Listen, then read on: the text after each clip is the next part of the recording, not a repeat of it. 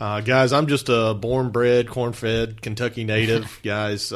So for me, the heritage that is bourbon, that's what the whole bourbon heritage is about. You know, it's remembering about what was put forth before you and what they had to do to put us here to begin with. So, and that's the way I just view my job, is just preserving that heritage and that history in the brand's identity.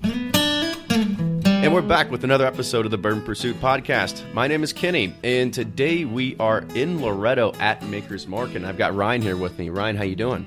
Good, man. We're out on the road again, out in central Kentucky, driving the windy roads, taking in all the scenery. I love this part of Kentucky and excited to be here. It was funny, on the way here, we actually were passing through all kinds of farm fields, and Ryan's got a degree in agriculture. And I'm just kind of like, well, are they just going to not have anything growing? They just have grass growing out there. He goes, Kenny, that's not grass, man. That's wheat. Yeah. I was like, oh. Taught him all about crop rotation. Yeah. No-till farming. So. Yeah, it was something that I'm very green to, so I have no idea what I'm talking about there. But before we kick off the show, there's kind of something that I found interesting. So, of course, I'm on all the bourbon forums and kind of pay attention to stuff. And there was a huge debate recently of some Elmer T bottles of a 2015 release that have people have this. They said that has a muddy water aftertaste, or it tastes like cardboard. And I think the best response I saw was, it's filtered through Grandma's old clothes that were found in the attic. But that's.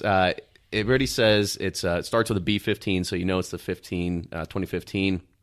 And then the reports are that it's 264, 266, and 267 are the barrels that are the ones that have this. But Buffalo Trace has already sent a response back saying that even barrel 256 that had the quote-unquote defects had no defects to them, but it was a slightly earthier and woodier and more intense, but within the original standard. So if you are have a few bottles of this year's Elmer, make sure you check those and kind of, take that information at will. Huh.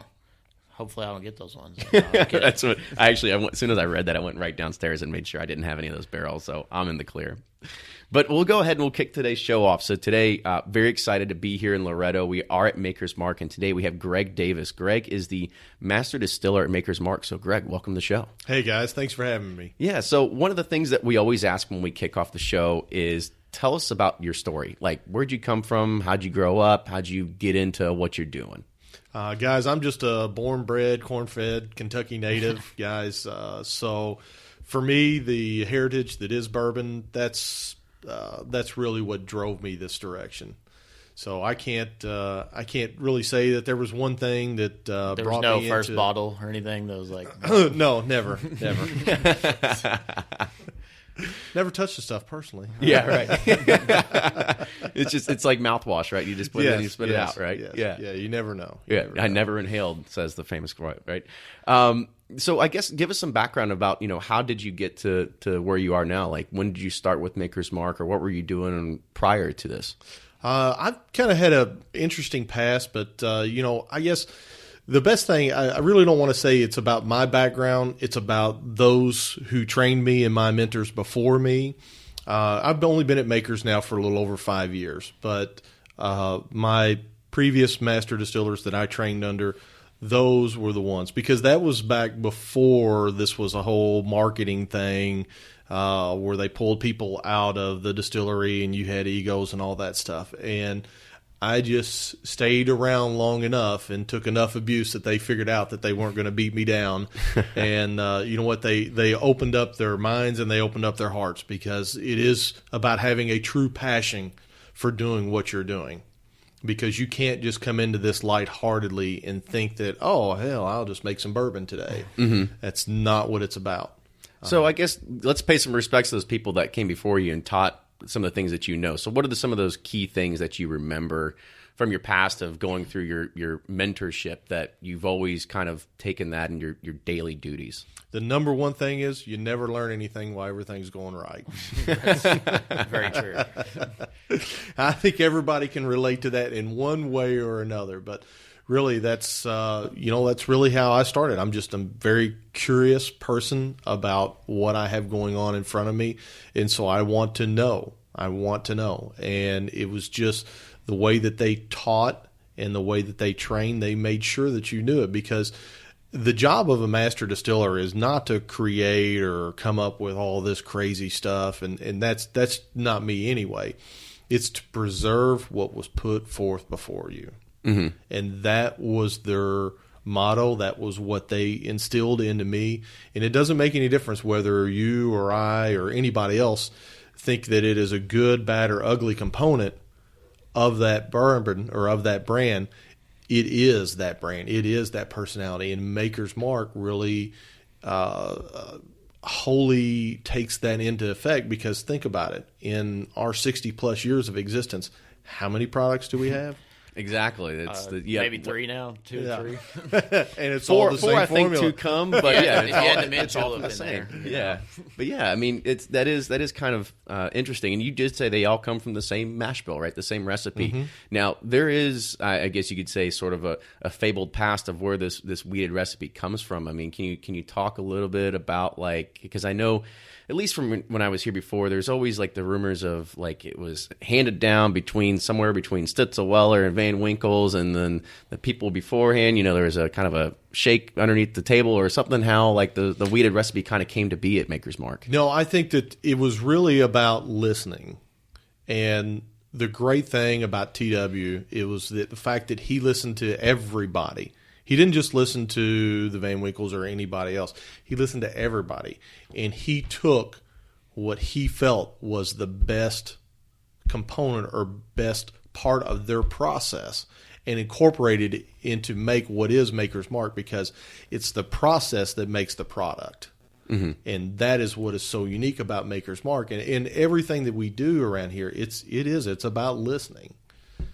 So with that, you're trying to preserve the history, preserve the brand, and everything like that. So I guess we'll talk a little bit about maybe the 2 brands that maybe call it a brand, maybe it's not, a different flavor of it. Now, of course, we know the difference between Maker's and Maker's 46, mm-hmm. but give our listeners who are when they're looking at 2 bottles on the shelves and they don't have any idea what the real big difference is between the 2, except maybe a price tag and the different shape of the bottle.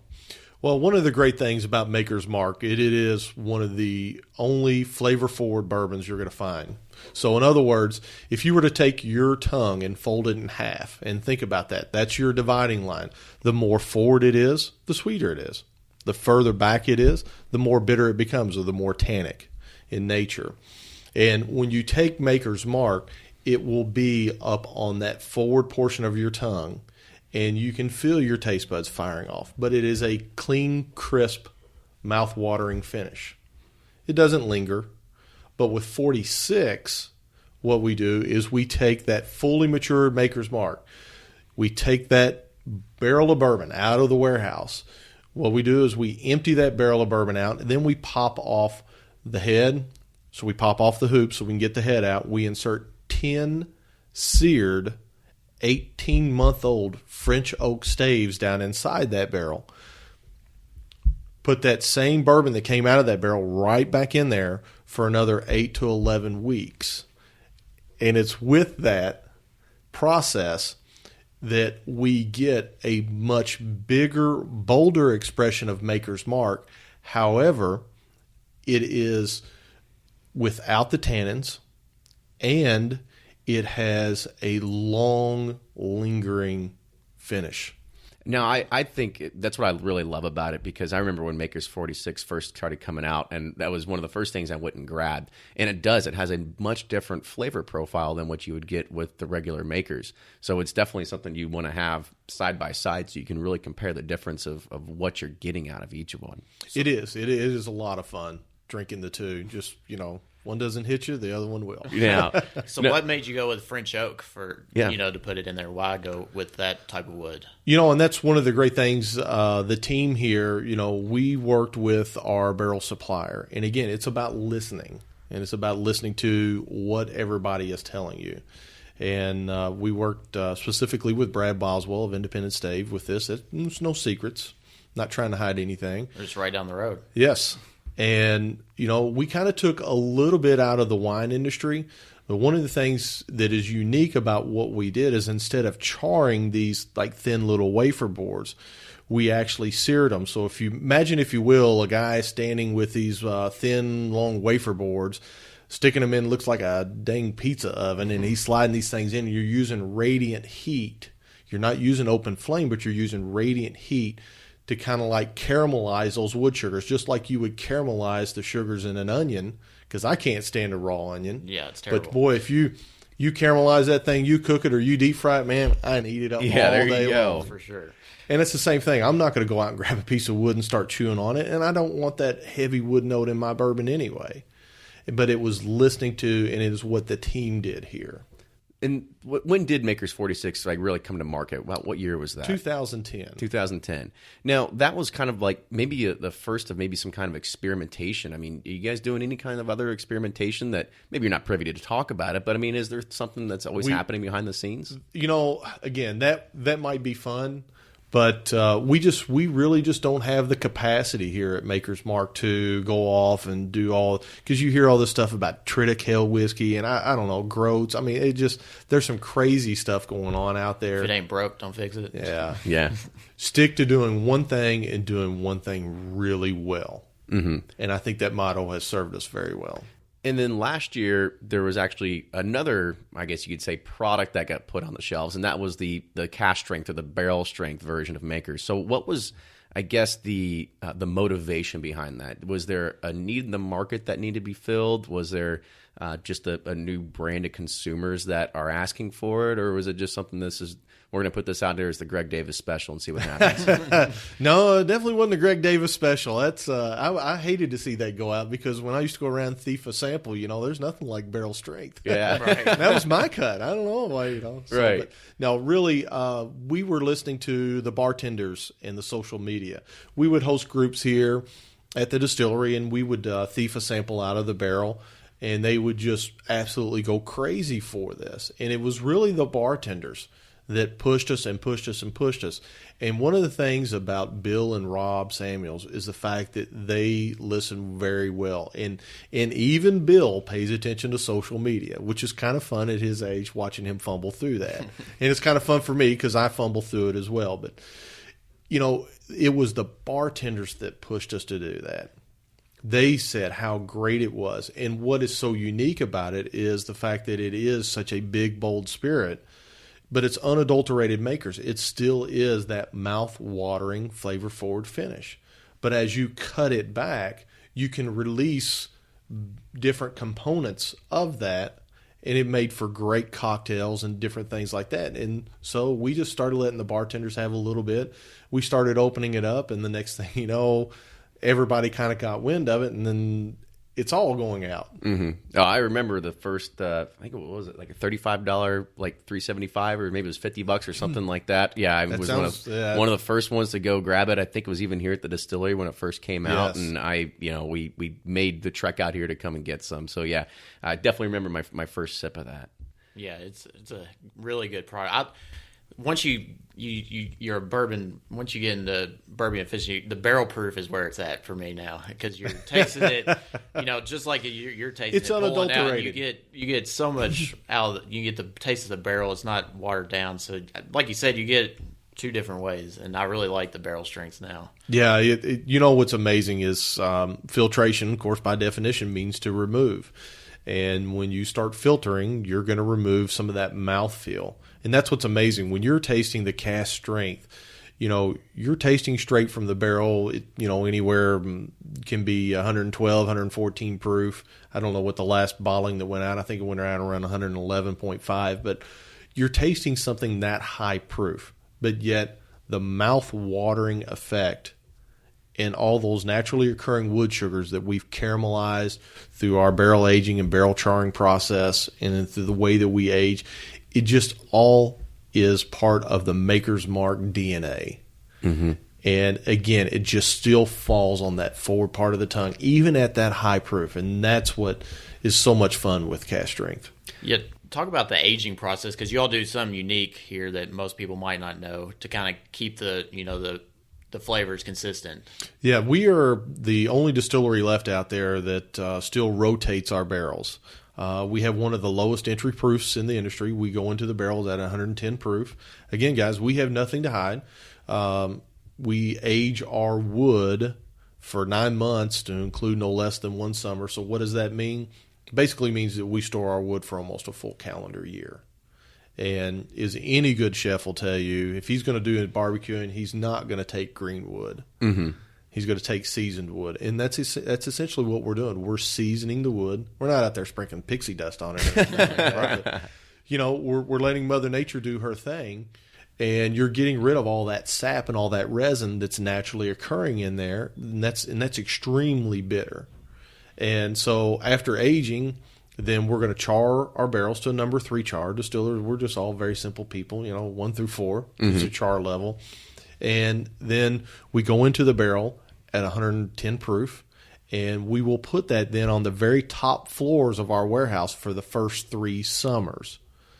Because at the very top floor of the warehouse, it's extremely hot. Typically, right. It can be 20, 30 degrees hotter if you get the right humidity and the right summer day up on that very top floor.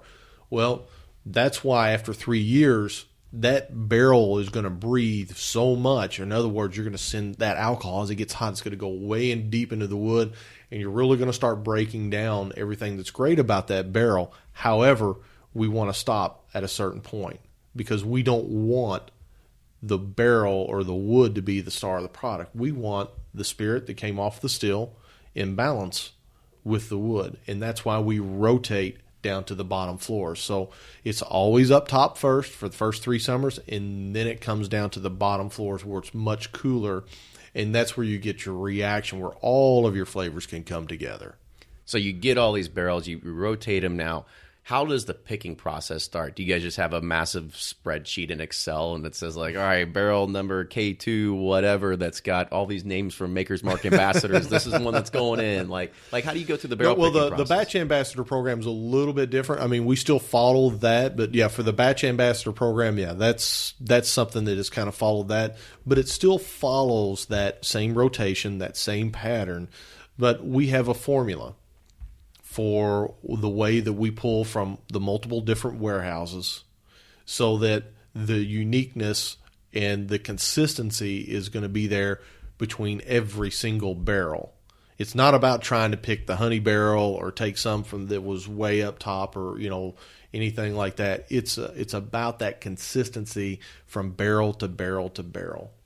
And that's what drives us at Maker's Mark is that consistency. So you're not taking something that has been sitting on the top shelf versus something sitting at the bottom and kind of mix them together and say, now we've got our Maker's Special, right? You kind of That's correct. So you take this, I guess you could say, the process of the aging of where it's laid inside the rick houses, and then those barrels are just rolled out after their time. Yeah, just think it's always going to be up top for the first 3 years, and then it's going to spend roughly the next 3 years or additional 3 years down on the bottom. So Maker's Mark, we don't have an age statement because, again, we're not concerned about the time. We're only concerned about the taste profile. Mm-hmm.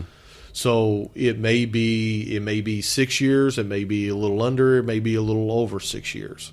But somewhere in that time period, we're going to get what we're looking for, which is that mouth-watering, flavor-forward finish. So, I mean, with doing a bigger batch, are you sampling from every single barrel, or are you trying to say, like, we'll just do, like, every 4 or 5? Because I wouldn't have a liver if we tried to sample. I don't think anybody in this plant would if we tried to sample every single barrel. No, you always take a representative sample from a lot or a day's entry, so you're picking some randomly throughout. That will be a representative of what that barrel and that rick or that group of barrels will be like. But again, keep in mind that, of course, we are rotating. Again, first 3 years up, and the rest of its life is down on the bottom floor. So we're always pulling just from the bottom floors coming out. Now, how many rick houses do you have? I think currently we have 34, and I think 35 is just about ready for occupancy. 36 is still under construction, and we're still building. Yeah, continue to grow. But, so I guess the question is Are you taking barrels from different rick houses to be able to make these batches, or are they all from yes. same rick house? No, you won't. Think of it like this: you don't put all your eggs in one basket, right? So you never just go into one complete warehouse and fill it up and then move to the next one. You never want to do that. So, as somebody with your privy, are you able to go to different rick houses and be able to say, like, this came from H or this came from 27 or whatever it is?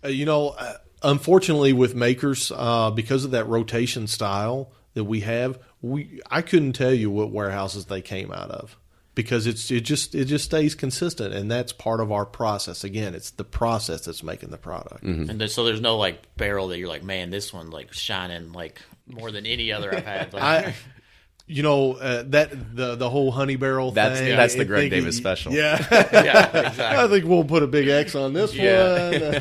Well, this is the back of my truck. Everybody turn their head while I roll this in the back of my truck. No, I'll see everybody in a couple of weeks. So is it your palate only that decides, or do you have a tasting panel? No, it's again, guys. It's not about me. It's part of. We have a big tasting panel here. I am part of that tasting panel, but that's it.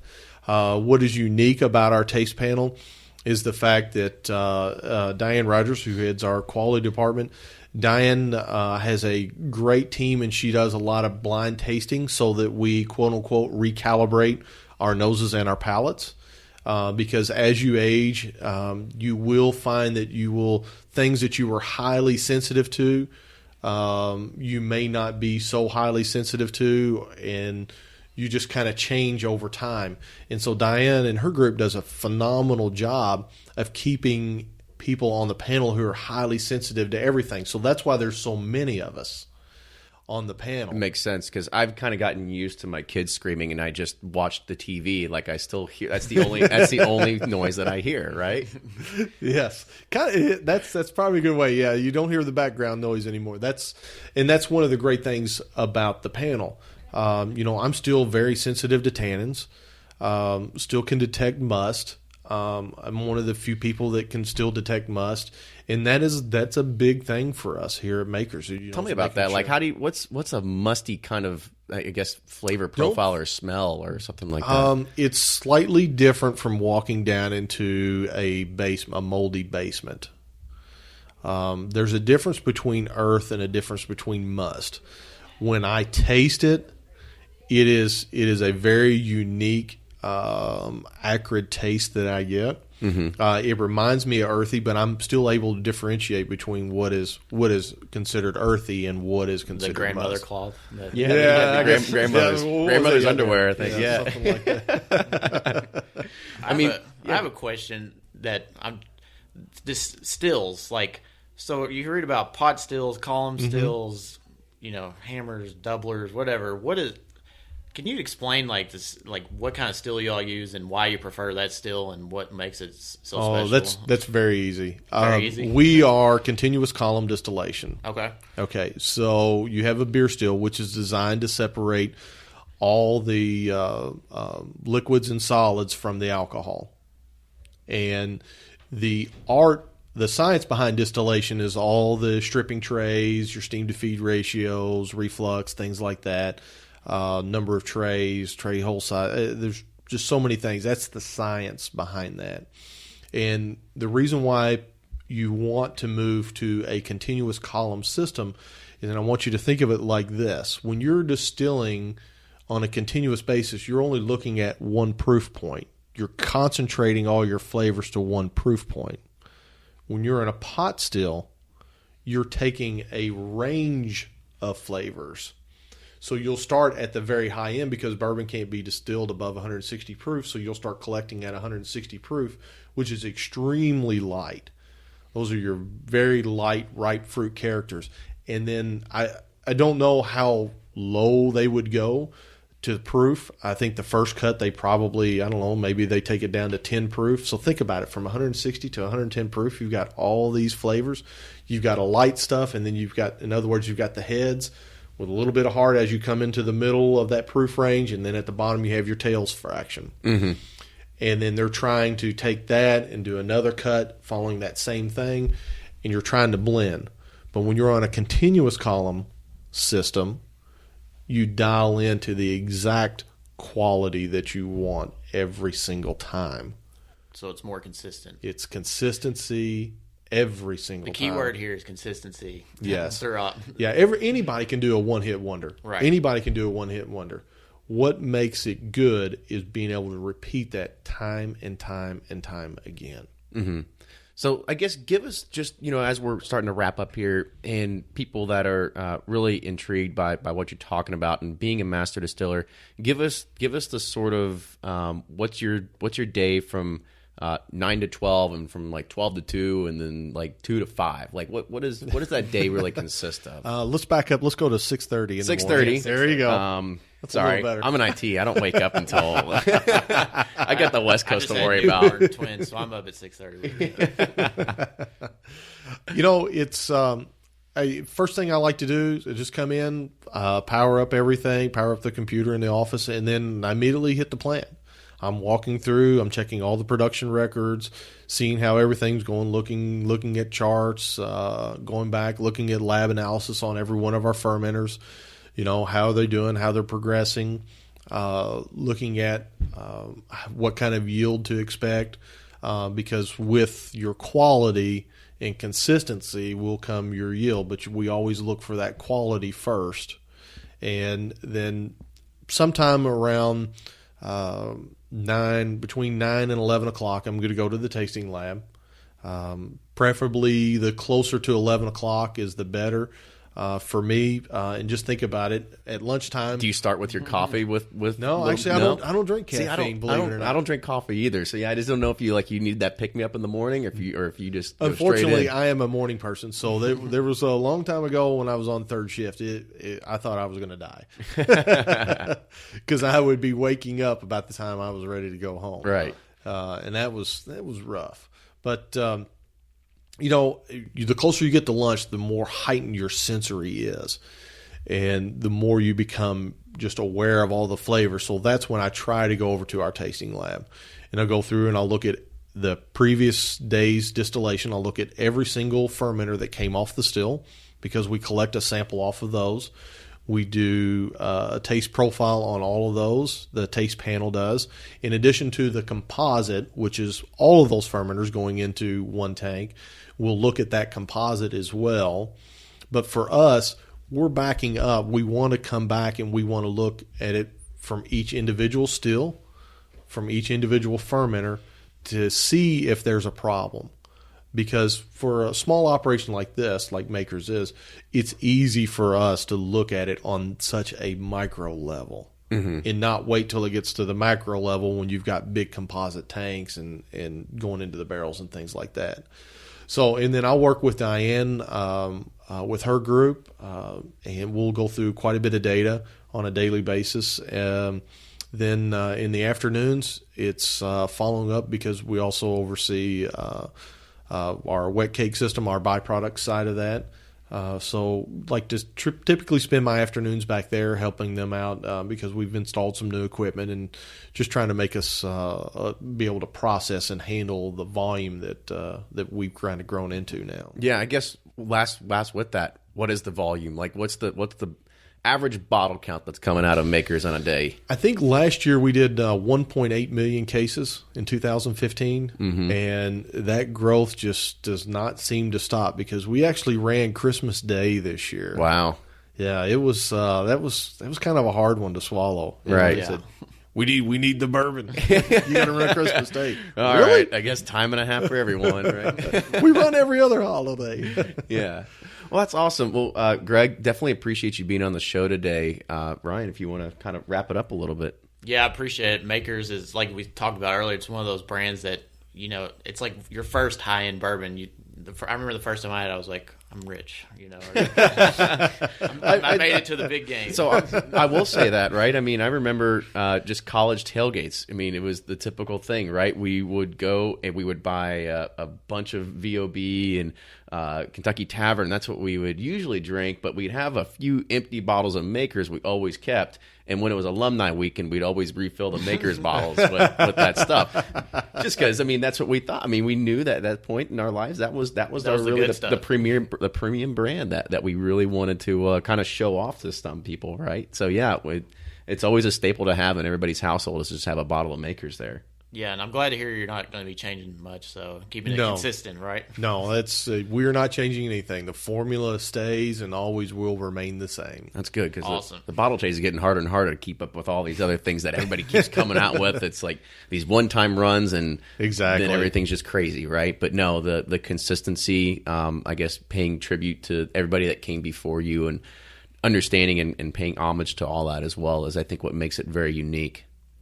That's what really that's what the whole bourbon heritage is about. It's remembering about what was put forth before you and what they had to do to put us here to begin with. So, and that's the way I just view my job, as just preserving that heritage and that history in the brand's identity. Awesome. Well, yeah, thanks again. If you guys want to follow us on Twitter, we're at Bourbon Pursuit, and also Instagram at Bourbon Pursuit. Sorry, and if y'all have any suggestions or guests you want to hear, please let us know, and also reach out to those guests and demand that they go on our show, because sometimes they don't always respond. Yes, we've had a few problems with people saying, "No, we just don't feel like promoting ourselves" or anything like that. But which again, I can understand. Yes, but Greg, thank you so much again for being on the show. It was a pleasure. Now we got Makers in the books, right? So another big distillery knocked off of our bucket list. So Hey guys, it was my privilege today. Thanks for coming out. Absolutely. All right. Thank you. This episode of the Bourbon Pursuit podcast is brought to you in partnership with thewhiskeywash.com, a lifestyle website for news and reviews for people who like whiskey and for those who think that a life without whiskey has no style. Thewhiskeywash.com.